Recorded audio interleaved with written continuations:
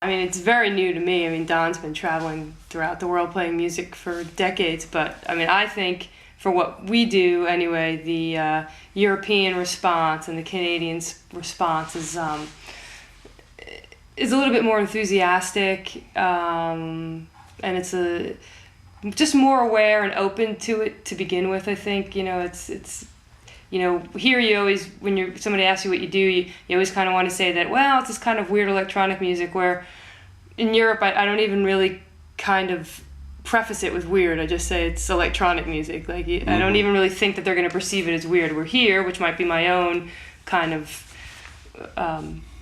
issue, but I always precede it with the word weird for some reason, and I find I don't do that when I'm talking to people from Europe or Canada, but that could be me. But Don's been throughout these countries a lot. He would... Well, yeah.